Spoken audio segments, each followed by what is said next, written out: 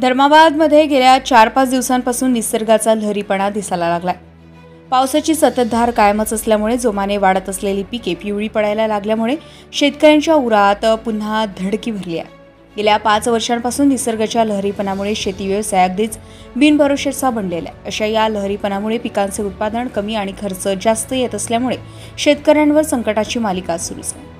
धर्माबाद तालुक्यात 22,000 हेक्टर खरीप लागवडीचे क्षेत्र असून यावर्षी सुद्धा सोयाबीन हेच पीक धर्माबाद तालुक्यात अग्रस्थानी आहे। त्यानंतर कापूस, तूर, मूग, उडीद असे पीक असून बऱ्याच ठिकाणी शेतकरी पालेभाज्या फळभाज्या लागवडीकडेही वळले असल्याचं चित्र बहुसंख्य ठिकाणी दिसते। गेल्या 5 वर्षात पेट्रोल, डिझेल, कीटकनाशके, शेती अवजारे यांच्या किमती गगनाला भिडल्याने शेती उत्पन्न कमी व मशागतीची मजूर व यंत्रांचा खर्च वाढलाय। परिणामी शेतकऱ्याला शेती व्यवसाय न परवडणाराच बनत चाललाय।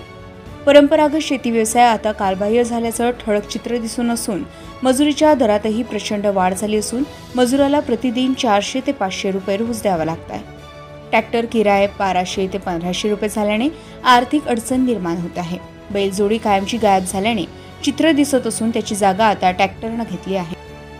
धर्माबाद तालुक्यात मृगनक्षत्रानं दरडी दिली असली तरी तुरळक पडलेल्या पावसात अगदी धोका पत्करून शेतकऱ्यांनी पेरण्या केल्या होत्या। अधूनमधून पडत असलेला पाऊस हा पिकांसाठी पोषक ठरला होता, पण जोमाने वाढलेले होते।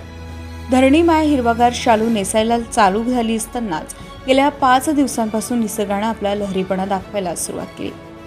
4 दिवसापासून धर्माबाद तालुक्यात संततधार कायम असून जोमानं वाढलेली पिके आता पिवळी पडू लागले। त्यामुळे शेतकऱ्यांच्या उरात मात्र पुन्हा धडकी भरायला चालू झाली असून हातातोंडाशी येत असलेली पिके पुन्हा मातीमोल होते की काय अशी भीती सध्या स्थितीमध्ये धर्माबाद तालुक्यातील शेतकऱ्यांची निर्माण झाली आहे।